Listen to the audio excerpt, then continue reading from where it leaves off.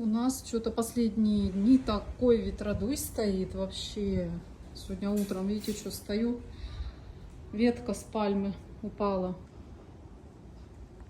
перед воротами прям. О, какая здоровая.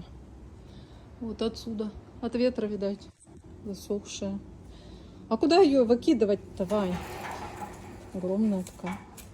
Для Мани открою дверь с утречка. Вдруг придет в гости. Видите, что? О,